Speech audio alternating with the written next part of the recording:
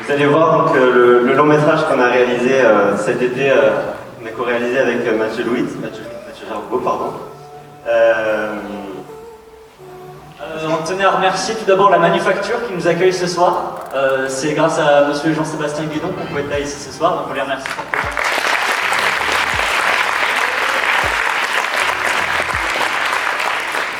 Alors c'est notre premier long métrage, donc ça reste un film amateur, donc là on est en train de quémander la puissance en gros. Et un immense merci à toute l'équipe qui a fait le film avec nous, un immense merci à vous tous d'être présents ce soir, un vendredi, c'est adorable. Et un immense merci à Jean-Rémy Parlant aussi qui nous permet d'être là ce soir, d'organiser toutes ces projections. Je vous les applaudis.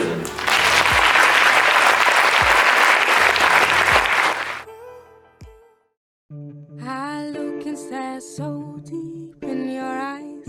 I touch on you more and more every time. When you leave, I'm begging you not to go. Call your name 2, 3 times in a row. Such a funny thing for me to try to explain how I'm feeling and my pride is the one to blame. Yeah, 'cause I know I don't understand.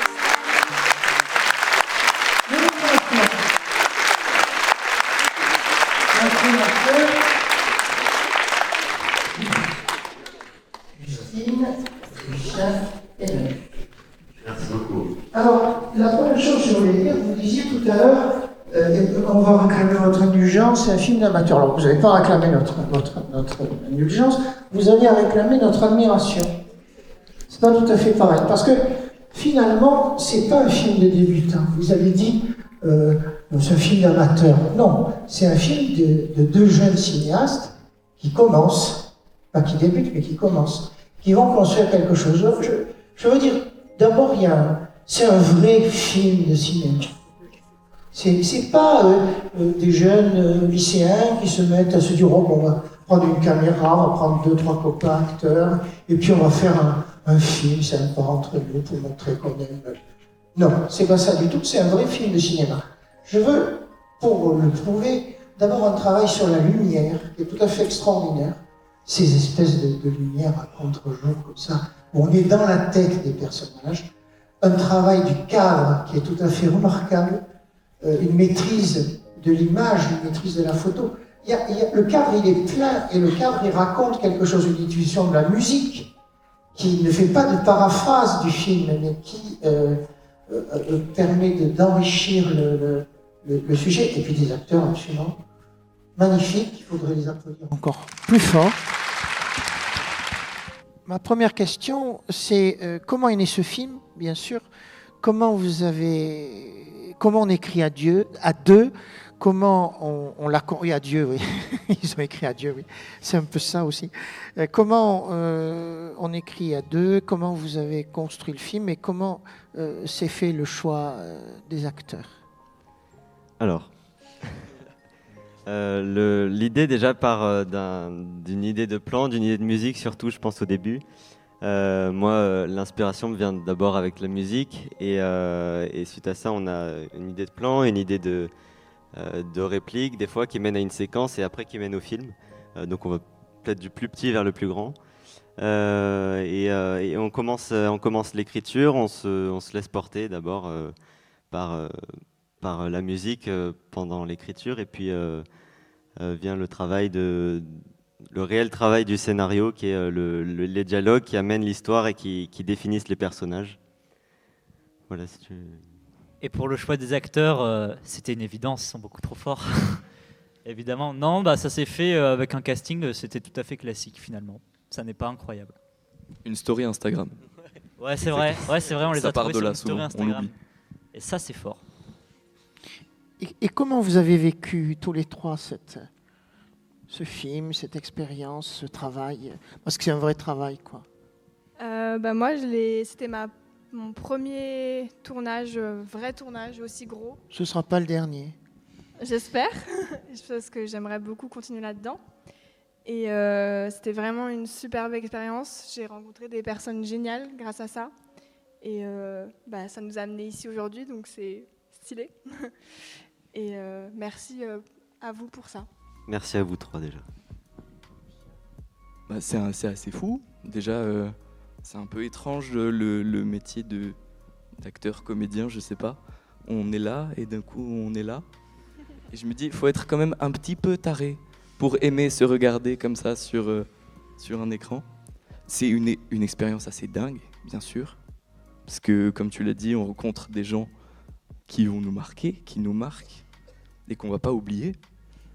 Et c'est aussi, au-delà simplement d'une rencontre, là pour moi, parce que la question est quand même assez personnelle, c'était aussi un peu une découverte de ce que c'est que le monde du cinéma, qui est un monde qui nous fascine, je pense, tous les trois depuis bien longtemps.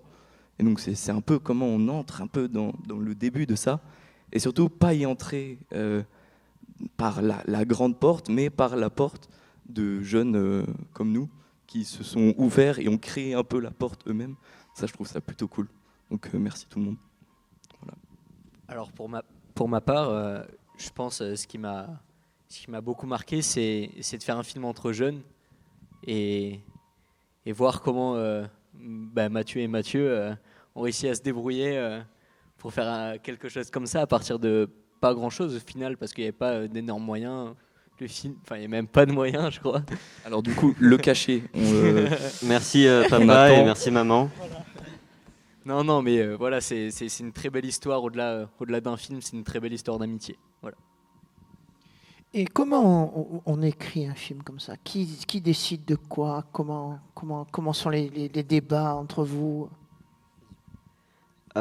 Donc, comme je disais tout à l'heure, on commence par l'idée du scénario, on passe à l'écriture et on réfléchit beaucoup ensemble de la formation du scénario, de l'avancement du scénario.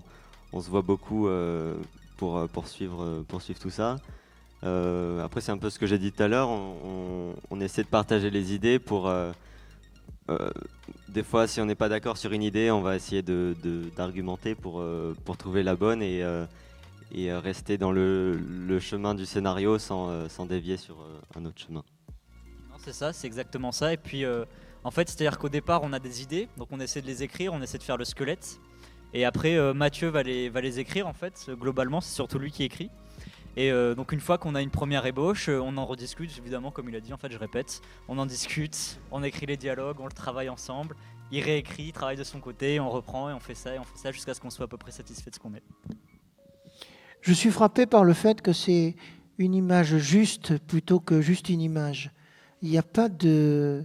Il n'y a pas de gras, il n'y a que du muscle là-dedans. Il n'y a pas d'image pour faire joli et pourtant les décors sont très beaux. Et ça, c'est assez remarquable pour votre jeunesse de voir cette maturité face à la caméra. Et je suis assez impressionné. Alors, est-ce que vous vous êtes dit, mais là, ça non, vous vous êtes coupé, vous vous êtes donné des contraintes à ce niveau-là pour que ce soit aussi juste? Au niveau de l'image Non. Non, franchement non. En fait, on a une construction en fait des plans. On sait à peu près comment on va cadrer une scène. C'est-à-dire que c'est déjà organisé, c'est déjà planifié. Mais après sur le tournage, évidemment, il y a des imprévus. On voit un plan, on voit un mur, par exemple la scène où ils dansent, Manu et Justine. Le mur, on l'a trouvé par hasard. On s'est dit, on va le faire là. Donc c'est-à-dire qu'il y a une part d'organisation, mais il y a aussi une part où on se laisse porter par l'imprévu et par ce qui se passe sur le tournage finalement. Il a tout dit. Alors la musique est extrêmement importante dans le film.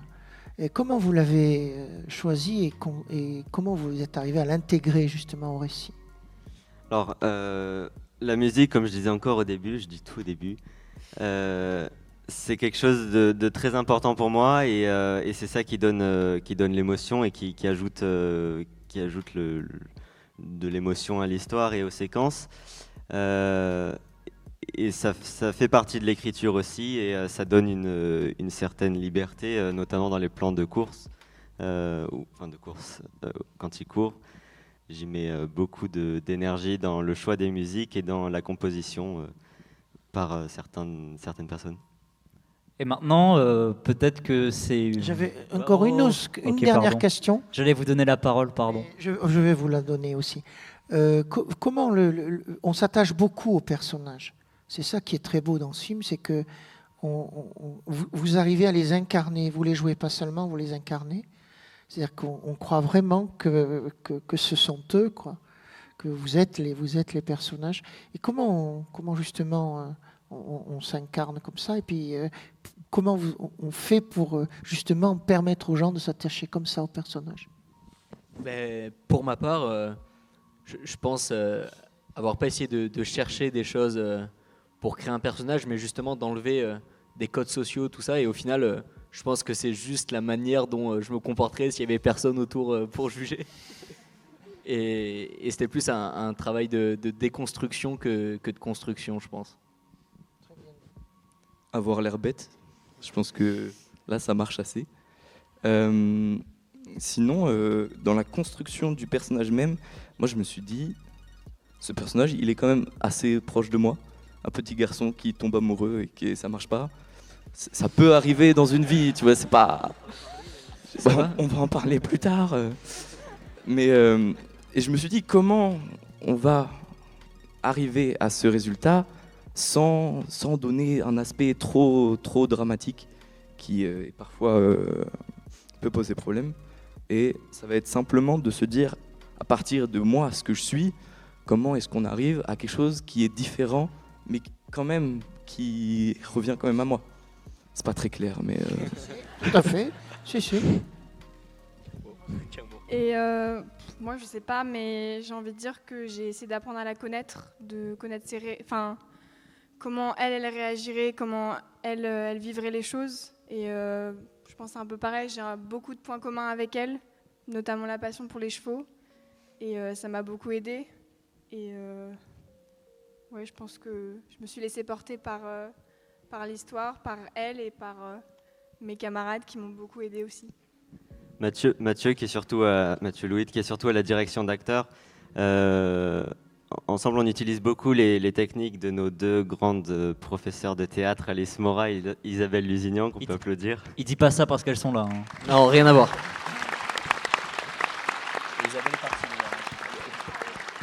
Et c'est un travail qui nous aide beaucoup pour cette direction d'acteurs, justement, et les techniques à avoir pour se rapprocher au mieux du personnage et savoir aussi comment travailler en équipe.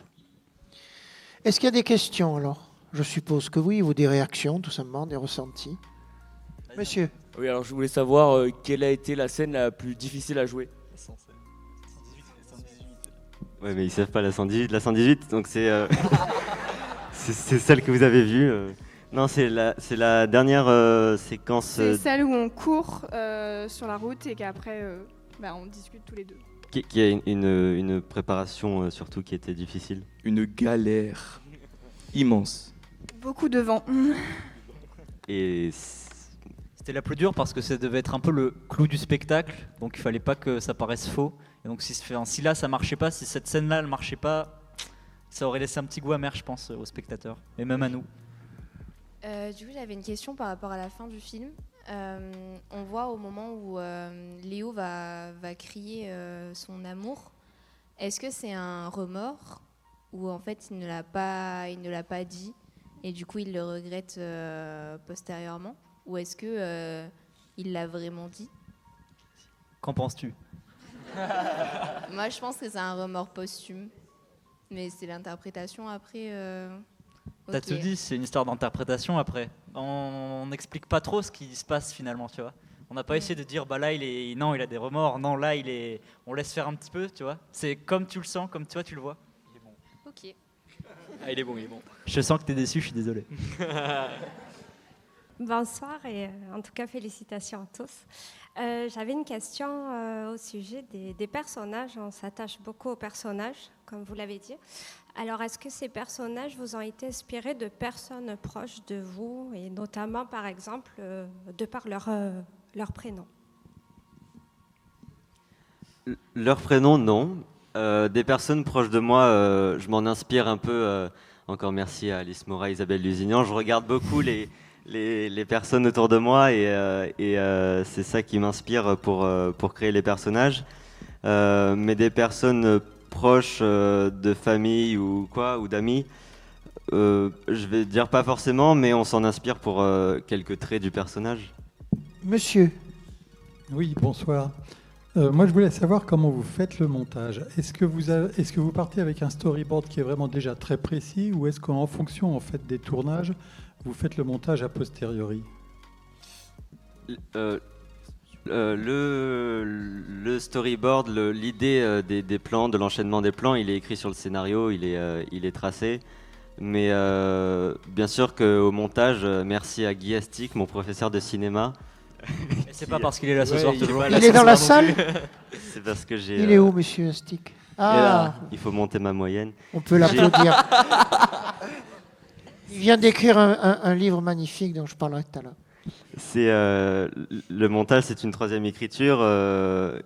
La première écriture, ça va être le scénario. La deuxième écriture, ça va être le tournage, et puis la troisième, le montage. Et effectivement, ça change de l'idée qu'on avait imaginée. J'ai pas d'exemple de séquence parce que au fur et à mesure, on s'y habitue et puis on oublie un peu ce qui était décrit dans le scénario. Mais oui, l'écriture change au fur et à mesure du tournage. Moi, je voulais savoir ce que vous avez voulu transmettre avec votre film et ce que vous vouliez apporter. Voilà.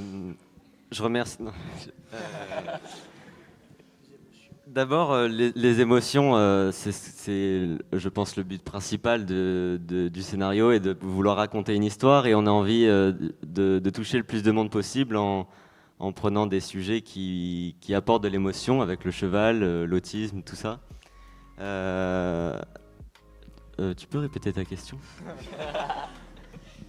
Ce que vous vouliez transmettre avec le film et... De l'émotion et... Mais après, ta question, en fait, elle peut être beaucoup plus large finalement, parce que qu'est-ce qu'on veut transmettre à travers un film? À quoi sert l'art finalement? J'ai envie de te répondre. Tu vois, modestement, non, mais à notre humble échelle, c'est ce qu'on essaie de faire. Le cinéma, c'est le 7e art quand même. Donc, question en suspens. Je vais essayer de venir en votre aide. C'est que plus que de transmettre, vous voulez raconter. Et vous voulez montrer plutôt que démontrer. Et c'est ça le cinéma aussi. C'est sa tête de réflexion, il va dire quelque chose. Non, mais c'est ça. Oui, oui. Chacun il prend ce qu'il a envie de. Ah. Bonsoir. Bonsoir. Je voulais savoir pour vous ou pour n'importe qui la scène qui résumerait pour vous donc le film, le long métrage, et dont vous êtes le plus fier. Ça commence là-bas. Wow. Je pense la scène de la crise, honnêtement. Enfin, en tout cas, c'est un des moments où je l'ai le plus senti, où il y avait quelque chose à jouer. Et je sais pas, j'aurais pas forcément d'explication, mais la scène de la crise, j'aime bien. Waouh. Moi, je dirais... enfin, je sais pas si c'est forcément la scène la plus importante pour moi, mais celle qui, je trouve, résume bien l'énergie générale. C'est celle vers la fin, quand on est tous les trois, qu'on est assis, que moi, j'essaye de lui dire un truc super important et qu'elle se taille directement. Je sais pas si c'est la scène qui a demandé le plus d'efforts ou quoi, mais ça résume assez bien l'énergie globale. Et ça, moi, ça me fait assez rire. Je sais pas du tout. je sais pas. Je réfléchis, mais je sais pas. Après, le plus fier, je dirais la scène en référence à Wes Anderson devant le mur, honnêtement, ou la scène de fin, là, avec la musique, quand il y a la course, qui a été assez délicate à réaliser. Et c'est des moments qui sont assez importants, je pense. Moi, je pense que c'est l'enchaînement des deux dernières séquences, comme tu dis, la 118 et celle d'après. On voit les relations entières, même si Émilie n'est pas sur le dernier plan. On voit quand même l'attention qu'il porte à ce personnage, à cette fille. Alors tout d'abord, bien joué pour le film. Moi j'ai une question pour les réalisateurs et aussi les acteurs. Je voulais savoir quelles étaient vos inspirations au niveau de l'acting et de la réalisation, quoi. Alors c'est ça, il y a Wes Anderson déjà, comme vous avez vu la référence à la danse. Et puis il y a le film de Nakache et Toledano, Hors Normes, qui nous a beaucoup inspiré pour l'idée du film et pour donner l'ambiance et le scénario. Oui. Non, il a tout dit, honnêtement, c'est ça. Surtout Wes Anderson, honnêtement, parce qu'il y a la scène de la danse avec le temps de l'amour, et il y a aussi la scène où ils sont face à face dans le champ, enfin c'est juste un plan, et ce plan-là, il est piqué à Wes Anderson aussi. Moi, j'aurais dit juste un truc tout bête. Enfin, tous les acteurs qu'on voit au cinéma, voilà. Clairement, Leonardo DiCaprio, hein, c'est la base. Non, moi je pensais pas forcément à des acteurs de cinéma, mais plus dans le théâtre. Enfin, là, j'ai pas d'idée. Quels acteurs de théâtre, par exemple?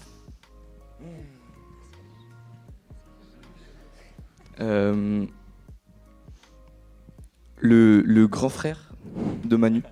Bah oui.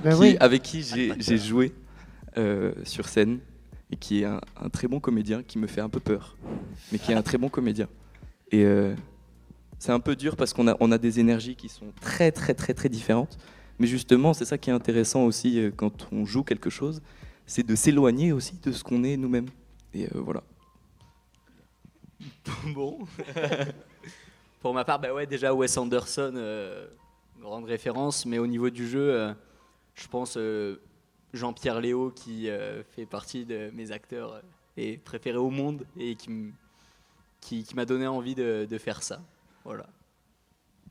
Le double de François Truffaut. Le grand frère de Lucien aussi. Ouais. Mademoiselle.